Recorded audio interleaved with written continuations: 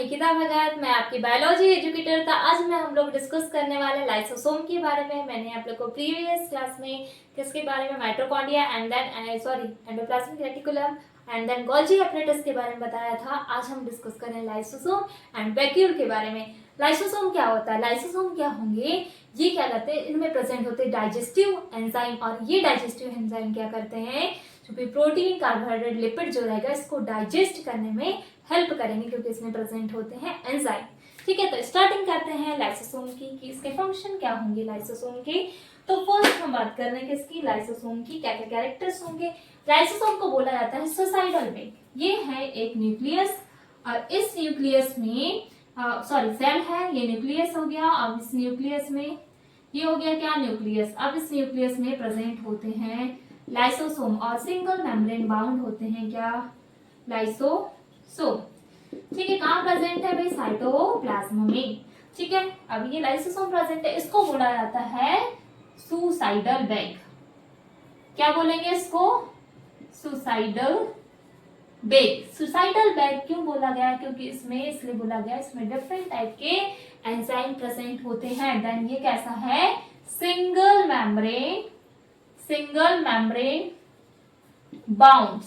Membrane bound structure होता है किसका, लाइसोसोम का।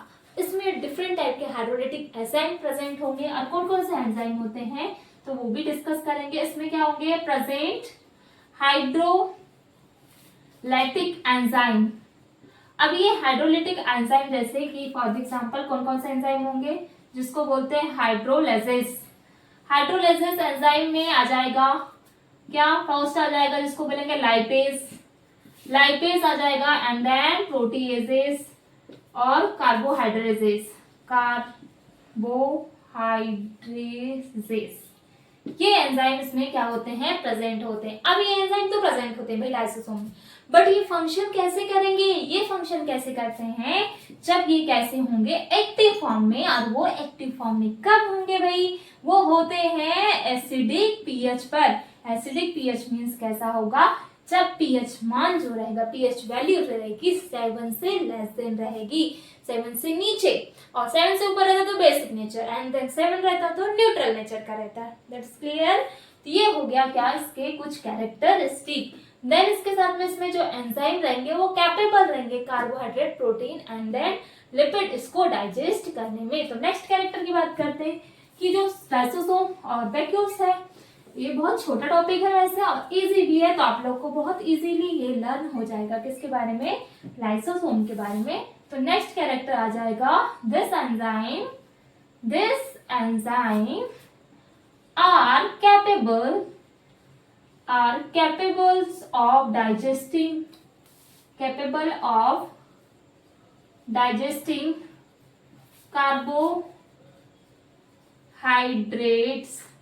कार्बोहाइड्रेट को डाइजेस्ट करेगा, देन किसको करेगा, प्रोटीन को, और lipid and nucleic acid, lipids and nucleic acid, इनको डाइजेस्ट करने में क्या करते हैं, हेल्प करते हैं। और ये बना किससे है लाइसोसोम, ये फॉर्मेट यानी बना है किससे, फॉर्मेट बाय गोल्गी एपरेटस।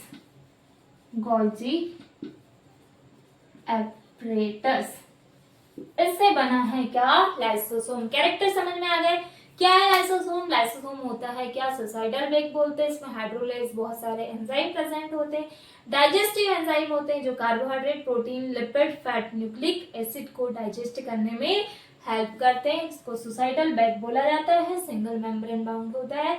इसका फॉर्मेशन गोल्गी एपरेटस से हुआ। अब नेक्स्ट ऑर्गन की बात करते हैं, वैक्यूल। वैक्यूल कैसे होते, कहाँ प्रेजेंट है, most of the plant cell में ये प्रेजेंट होते हैं, और लार्ज शेप की क्या होंगे, वैक्यूल्स प्रेजेंट होंगे। इसके फंक्शन के बारे में डिस्कस कर लेते हैं कि वैक्यूल होते क्या है। ठीक है, आज की क्लास में हम लोग लाइसोसोम और वैक्यूल के बारे में डिस्कस कर रहे हैं, क्या होंगे। देन आपको अगर इसमें भी कोई डाउट होता है तो आप लोग कमेंट कर सकते हैं। अगर आप लोग को जो मैं एक्सप्लेन करती हूँ ये समझ में आता है तो आप ज्यादा से ज्यादा लोगों को आप शेयर कर सकते हैं। नेक्स्ट है वैक्यूल।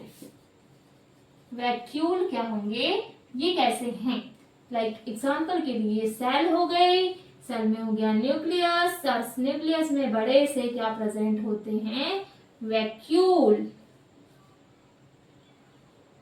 ये हो गए क्या, वैक्यूल, लार्ज वैक्यूल प्रेजेंट होते हैं, वो भी प्लांट सेल में। तो जो वैक्यूल होंगे ये कैसे, क्या क्या फंक्शन है, ये प्रेजेंट होते हैं, प्रेजेंट इन ऑल प्लांट, जो भी प्लांट सेल है ऑल प्लांट सेल में प्रेजेंट होंगे। और इसका शेप कैसा होता है, लार्ज शेप के होते हैं, क्या, वैक्यूल, कहाँ पे, प्लांट सेल में। और देन कैसा दिख रहा है ये, सिंगल मेम्ब्रेन बाउंड, तो इसको क्या बोलेंगे, single membrane, single membrane bound structure, bound structure होगा किसका, वैक्यूल का। और प्लांट सेल का जो वैक्यूल होगा, ये जो वैक्यूल है प्लांट सेल, फॉर एग्जांपल ये प्लांट सेल हो गई। अब इस प्लांट सेल का जो वैक्यूल होगा वो 90% पार्ट को क्या करेगा, ऑक्युपाई करके रखेगा, ठीक है। इतना बड़ा होता है किसका, प्लांट सेल का वैक्यूल। तो फर्स्ट कैरेक्टर क्या बन गया, ये लिख लेंगे आप लोग, plant cell, plant cells, the vacuoles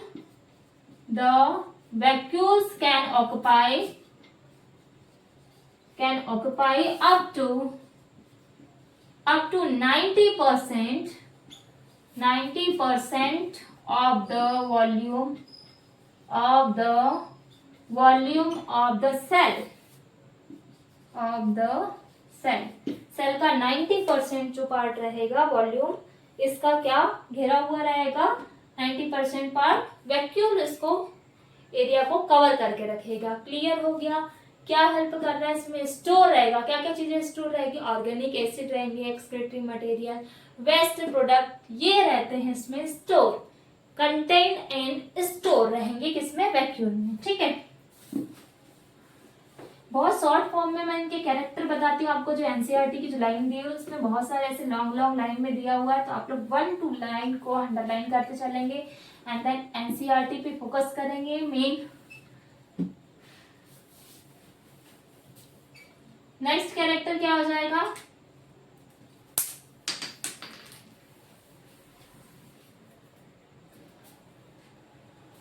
next character है, कैसा है, इसमें क्या कर रहा है, ये कंटेन या फिर क्या करके रख रहा है, स्टोर, किसको स्टोर करके रखेगा, ये रखेगा किसको, ऑर्गेनिक या फिर बोलेंगे water set and then organic